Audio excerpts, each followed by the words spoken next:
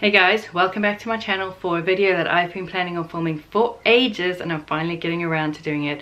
And I'm excited to share with you the ways that I organize my photos, be they prints from film or printing digital files or actually storing the digital files themselves.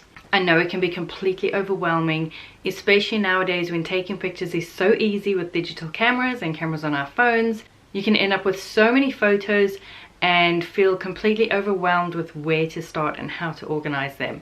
So I hope that some of these tips that I share, just showing how I organize my photos, will be helpful to you. So we'll start off by talking about physical prints, 4x6 prints, 5x7 prints, whatever size they are, but the actual photos that you can hold in your hand. You know, old-fashioned stuff. For a while, when I first started in photography, I couldn't afford a digital SLR. So I had a regular film SLR camera, and so I had a lot of film prints. Before that, obviously, it was, you know, the early 2000s and the 90s, and I had film cameras and digital cameras weren't really a thing. So I have had to deal with and organize physical prints, and I'm sure you'll probably have some lurking around too. So I'll talk about those first. So the first thing I would do when I received a physical print, whether I was given one or got it back from the printing and developing shop, is I would write down the name of the person who appears in the photo and the date that it was taken. I know there are special pens that you can use to do this, but I've always just used a ballpoint pen and just made sure to press very lightly, and I've never had a problem with it bleeding through to the front or any other issues. If it's easier for you, you could write on acid-free labels and just stick that on the back, or even computer print onto the labels and stick that on the back. The reason I would do that is if a photo ever comes loose and falls out of my album, then anybody who finds it can know who's in the picture and when it was taken. Don't you have pictures of relatives or, you know, old pictures that you were given that nobody knows who's in the picture or even when it was taken? And that is so frustrating. So that's something I wanted to avoid. Now, I haven't always done this right from the beginning. At some point I had to sit down and organize my photos, and so it can be a bit of a big task to do. So just do it in batches and eventually you will get there. Make sure that all of your pictures are labeled. Once I had my photos sorted in chronological order, I put them into albums. I looked at all different albums, the sliding kind, the stick-on kind, the scrapbooking kind, and the system that I eventually arrived on are these big white ring binders. I used to get them from Amazon. I will link some down below. You can get them from Warehouse Stationery here in New Zealand. I like these because they look attractive, they're easy to store, they're not huge giant folders like a 12 by 12 inch scrapbook would be, and you can fit a lot into them, and I can just buy the page protectors in the back to school sales so they don't end up costing too much. Now, I used to do scrapbooking, and so what I would do is just slip the photos into the page protector and kind of plan out my album. And the reason I did this is because if I did a double page spread and then had a single page spread and then did another double page spread, there was going to be a page missing there. So I made sure to plan out my album, and then later when I went to scrapbook, I could just pull out the photos, do a scrapbooking layout, and then pop it into that sleeve. So here are a few photos that are still awaiting scrapbooking. This is Noah's first year album, and yes, he's about to turn 13, but I'm still hoping to finish his scrapbook. I have scrapbooks for Daniel's first 4 years and then Noah's first year, and after that it became too difficult to differentiate, do the pictures go in Daniel's album or Noah's album, and so we just moved on to family albums. Our family albums of physical prints do have some scrapbooked layouts, and you can see a couple here. But when I stopped scrapbooking a few years ago, I began just sticking them onto cardstock or onto paper and sliding those into the page protectors. They do the same job. You can access the photos, you can have a look at them, and I could either stamp the date in the corner of the page, which made it easier if I was doing a lot in one go, or I could handwrite the date on it, and I could also just write a few comments or labels onto the paper. You can use anything to stick your prints on. There's all kinds of scrapbooking adhesives that are safe for photos. I just use Pritt Stick, which is a glue stick, which happens to be acid free, and I've never had any problems. The beauty of the system is if I ever did want to go back and scrapbook any of these photos, I can just pull them out, do a layout, and put it straight back into the same page protector. You can see an example here of where I have a scrapbooked layout next to just a plain page which has the photo stuck on it. I could really become hung up on creating the perfect album and having it all look fancy and amazing, but if I did that, I can guarantee you that my photos would still be sitting in a box on a shelf, and this way at least they're accessible, they're practical, we can leaf through them without damaging the pictures, because they're protected in the sleeves and they are inexpensive to do it this way, and we can enjoy those photos anytime we want to. You know the quote, perfection is the enemy of completion. My albums may not be perfect, but you know what? They're done. So what happened when I switched to digital prints? I don't have them printed out as regular photos. I actually have them printed in a book each year by Blurb. The company is called Blurb. I will link them down below.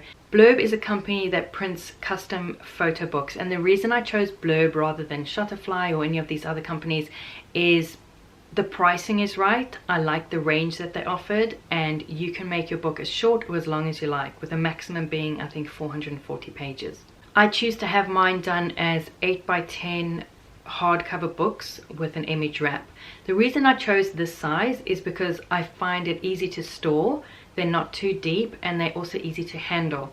If you have, for example, a 12x12 inch book and you open that book on your lap, you've got 2 foot of book sitting on your lap, and it can be quite a lot to handle and to turn the pages on without damaging. So the 8x10 size I find fits plenty of photos in. They're a good size, but it's easy to handle, and we can just pull out a book and flip through the pictures anytime we want to. So here are all of my Blurb books dating back to 2006. I haven't yet printed my 2016 or 2017 books. I still need to get those printed. I have been planning on filming a Blurb tutorial showing you how I build my photo books, because I was asked that quite a lot on my blog and I just never got around to it. And that's one of the reasons I haven't actually had those books printed yet, because I was going to film a tutorial when I made the book. So I think I just need to get on with it, get them printed, and then I can show you how I build my current book. Because what I like to do is build my Blurb book throughout the year. So once a month, or you could schedule once a week, maybe on a Sunday afternoon, sit and look which photos you've taken recently and then pop them into your book and just save it as you go. And then at the end of the year, voila, you've got a book. You don't have to sit and build a year's worth of photos into a book. It's already done, and all you have to do is hit order. Doing these books also forces me to take a family photo once a year. So every year we take a family picture, and then I can put that onto the cover of the book, but then we've had our annual family picture taken as well, which I would otherwise forget to do. So like I mentioned, these books go up to 440 pages long, which is this thick, and you can fit a lot of pictures in there. And that book, including shipping to New Zealand, cost me $145. Now I worked out that if I'd had each of those photos in that book printed as a 4x6 print, it would have cost me over $700, and then I would still need to go and stick them into an album, which would then cost more money and more time. So I think they are a fantastic economical way of printing your photos. They're easy to handle. You can put your story alongside it, any kind of information you want to put with your pictures. I absolutely love my Blurb books. I will link to Blurb down below, and I will put any current offer down there. But if you sign up to their newsletter, you'll get the latest offers. I usually order my books when there's a 40% off or a 30% off coupon code, and that saves a lot of money. As I mentioned, I will do another video showing you how to build a Blurb book in the Bookwrite software that you can download for free off the Blurb website. There are different shapes and sizes that you can order, and you don't have to do a yearly album like I do. I also have a book, which I'm showing you here, of the story of one of our houses that we renovated. We were in that house for 17 months and changed pretty much everything about it. So I put all of those photos together in one book to kind of show the story of that renovation. You could do a book of birthdays or a particular trip you've done, or anything that you want to theme. You could just do a themed book, maybe your baby's first year or something like that. You don't have to do it as a yearly album. I just find a yearly album is easy for me because I just stick all of our photos into it in chronological order and it's done. Okay, so talking about the Blurb books, which utilizes digital pictures, takes me nicely onto how do I store and handle my digital files. I take thousands of pictures every year, so I need to be organized, and this is how I do it. First of all, I don't leave photos sitting on my phone or sitting on my camera. I download them onto my computer, I name them and sort them, which I'll show you in a minute, and then they are there ready for me to use in my Blurb book and to back up. Back up your photos, please, I beg of you. You always think it's not going to happen to you. It can happen to you. You can lose everything, and there's just no need for it. Back up your photos, please. Back up, back up, back up your photos. Okay, back up, that's way too close. Can you tell I feel strongly about this? I have my picture files on an external hard drive. We also back up onto a separate external hard drive, and Grant takes one of the drives to work and stores it there, so that if our house burns down, we have it stored remotely. I also put them onto DVD and I upload them and store them online. So I have all of my bases covered. If I can't access online, I do have them physically locally. If our house burns down, we have them stored externally. Just back your photos up in multiple places, cover all your bases. You do not want to lose those precious picture files. I store my DVDs into this folder. It's kind of tearing at the top, but it's really handy. We put all of our software CDs into there as well, and this I got from Amazon. I will link one down below.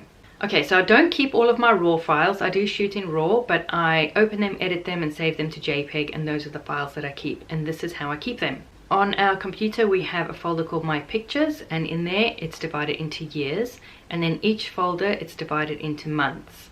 Each picture is then labeled with first the year, then the month, and then the day, and then a short description about what the picture is about. So if I'm looking for a picture, for example a camping trip we took and I couldn't remember when we took it, I can just run a search on the computer and those pictures will come up. The reason I label them the way I do, with the date in reverse order at the beginning, is so that then they will appear in the folder in chronological order. I do this with my video files as well. I have a similar system.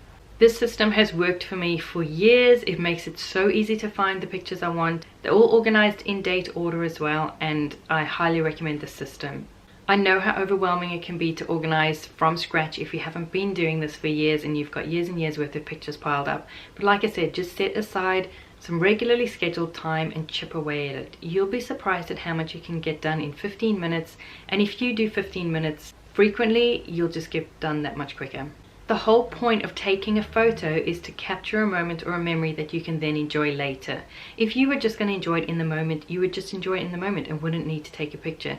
The reason you take a picture is to enjoy it later, and if you haven't got them organized and you haven't got them printed, you're not going to be able to do that. So I hope this helps you and inspires you to get your own photographs organized and hopefully printed. Be sure to subscribe so that you don't miss my Blurb book tutorial, where I'll show you how easy it is to build a photo book and order it online.